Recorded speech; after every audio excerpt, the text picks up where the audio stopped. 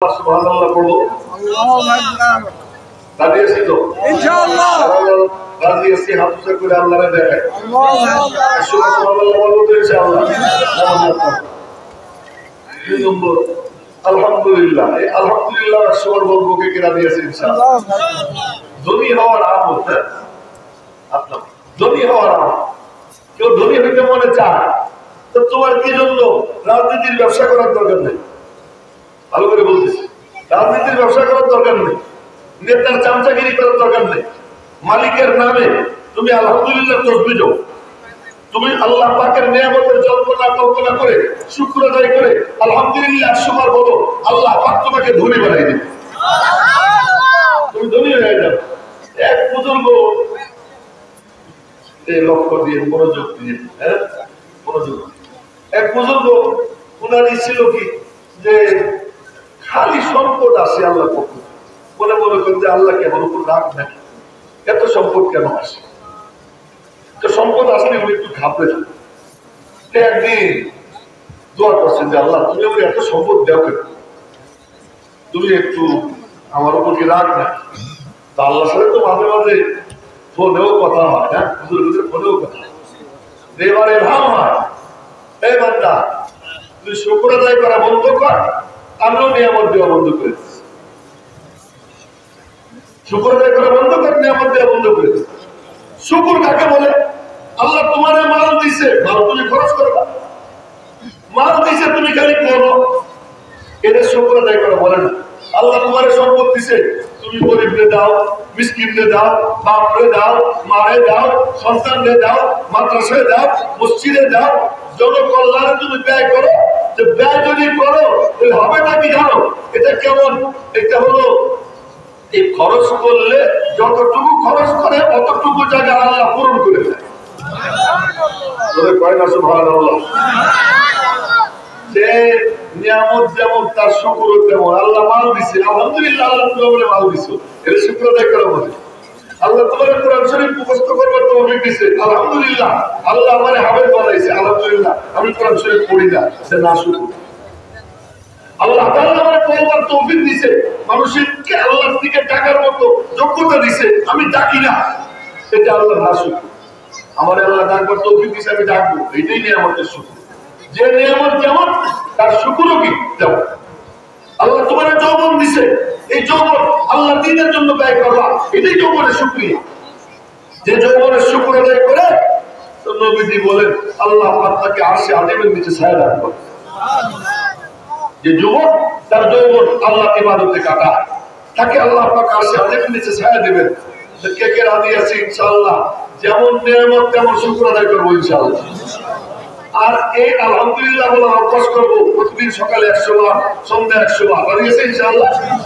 সকালে 100 বার, সন্ধ্যা 100 বার আলহামদুলিল্লাহ। কয় ঘন্টা লাগবে? অনেক ঘন্টা লাগবে, বুঝলে দেখি। 3 নম্বর, কে কে রাজি আছে একটু বলবো, সকালে 100 বার লা ইলাহা ইল্লাল্লাহ বলে।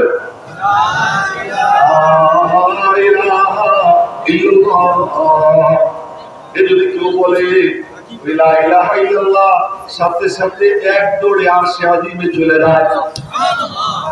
আরশে আজিমে গিয়ে আমার দিকে দেখে উঠার কথা শুরু করে। ছোট্ট বাচ্চা যেমন মার সামনে, বাপের সামনে হাত পা মারামারি শুরু করে, কি আমার চিপস কিনে দাও, চকলেট দাও। বাচ্চা যেমন নাশরবান্দার মতো বাপ তার কাছে আবদার করে লা ইলাহা ইল্লাল্লাহ। কেউ যখন ইখলাসের সাথে বলে এই লা ইলাহা ইল্লাল্লাহ, এর দৌড়ে আরশে আজিমে আল্লাহ পাকের সামনে গিয়ে ওঠার কথা শুরু করে। আল্লাহ পাক বলেন উসকুনি, তুই শান্ত হ। কি হয়েছে? তুই শান্ত হ। তো বলে কি আল্লাহ যে বলছে তুমি তারে তো এখন মাফ করো নাই, আমি কেমনে শান্ত হব? এক পর্যায়ে আল্লাহ পাক বলেন আচ্ছা, যে তোরে উচ্চারণ করছে আমি আল্লাহ তারে মাফ করে দিলাম। 100 বার সকালে সন্ধ্যায় কে কে রাজি আছে লা ইলাহা ইল্লাল্লাহ আমল করব ইনশাআল্লাহ? তো বলেন লা ইলাহা ইল্লাল্লাহ, লা ইলাহা ইল্লাল্লাহ মুহাম্মাদুর মুহাম্মাদুর রাসূলুল্লাহ। মেরে মুহতারাম ভাইও, এই সাথে সাথে 100 বার বলবো আল্লাহ। আমি কিন্তু কোনো পীর না, আপনাদেরকে মুরিদ করতেছি তা না। এইসব আমার হাদিসে পাকে নবীজি বলছেন। 100 বার সকালে, 100 বার সন্ধ্যায় বলবো আল্লাহু আকবার। কে ঘেরা দিয়েছে ইনশাআল্লাহ? বলবো তো আল্লাহু আকবার। জোরে বলেন তো আল্লাহু আকবার। আল্লাহু আকবার। আল্লাহু আকবার জোরে বলা সুন্নাত। আর জোরে বলেন আল্লাহু আকবার। যখন আল্লাহু আকবার বলে আল্লাহ সবচেয়ে বড়, আমি বললেও বড়, না বললেও বড়। আমি বড় বললে কি হবে? তুমি যখন বলবা আল্লাহ বড়, আল্লাহ তোমারে বড় বানাবে। কেউ যখন প্লেনে চড়ে এমনি উপরে ওঠে। আজকে প্লেনে চড়লাম, তো প্লেনের ক্যাপ্টেন ঘোষণা করতেছে আমরা 14,000 ফিট উপর দিয়ে উঠবো। তো 14,000 ফিট উপরে উঠতে কি আমার ভালো লাগে নাকি? যে প্লেনে চড়ে অটোমেটিক উপরে যায়। আরে তুমি যদি উপরে উঠতে চাও তো তুমি বলো আল্লাহু আকবার। আল্লাহু আকবার বলে আল্লাহ বড়, আল্লাহ তারেও বড় বানাইয়া দেয়। চলো 4 নম্বর। 5 নম্বর, লম্বা পারি আর না পারি এতটুকু বলতে পারবো কি 100 বার আস্তাগফিরুল্লাহ। আস্তাগফিরুল্লাহ। আল্লাহ আমি তোমার কাছে মাফ চাই, আল্লাহ আমি তোমার কাছে মাফ চাই। এতটুকু বলা আস্তাগফিরুল্লাহ বলে বললে কি হবে? লাউলা তাস্তাগফিরুনাল্লাহ লাআল্লাকুম তুরহামুন। ইস্তিগফার পড়ে আল্লাহ তার উপর রহমত নাযিল করে। ইস্তিগফার পড়ে আল্লাহ তার উপর রহমত নাযিল করে। এই মোবাইল ওয়ালা মোবাইল নিয়ে কথা বলা যাবে, অন্য সব কাম করুন। এদিকে তাকা। কথা এগুলো আমি কি বলবো না বলবো আগে বানাই নিয়ে আসিনি, এখানে আসার পরে মাথায় যা আসতেছে তাই বলতেছি। আস্তাগফিরুল্লাহ যদি কেউ বলে সব সমস্যার আল্লাহ সমাধান করে দেয়। শুধুমাত্র আমল রাখবে আস্তাগফিরুল্লাহ বলেন।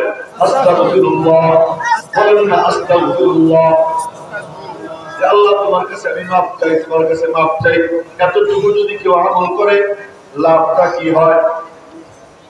হাসান বসরি রহমতুল্লাহি আলাইহি হযরত আলীর ছাত্র। কার ছাত্র? হযরত আলী রাদিয়াল্লাহু তাআলা আনহুর ছাত্র হাসান বসরি। হযরত আনাস ইবনে মালিক রাদিয়াল্লাহু আনহু শাগির্দ হাসান বসরি। এই হাসান বসরির কাছে একজন এসে বলে হুজুর সন্তান হয় না, ইস্তিগফার করো। আরেকজন এসে বলে হুজুর খেতে ফসল হয় না, আস্তাগফিরুল্লাহ পড়ো। আরেকজন এসে আর সমস্যার কথা বলে আস্তাগফিরুল্লাহ পড়ো। সবাই একই তদবির, রোগ বিভিন্ন, কিন্তু ওষুধ কয়টা? একটা। ইস্তিগফার করো, ইস্তিগফার করো। তো সব রোগীরা চলে যাওয়ার পরে সাক্ষাৎটা জিজ্ঞেস করে হযরত রোগী ভিন্ন ভিন্ন, ওষুধ তো একটাই দিলেন,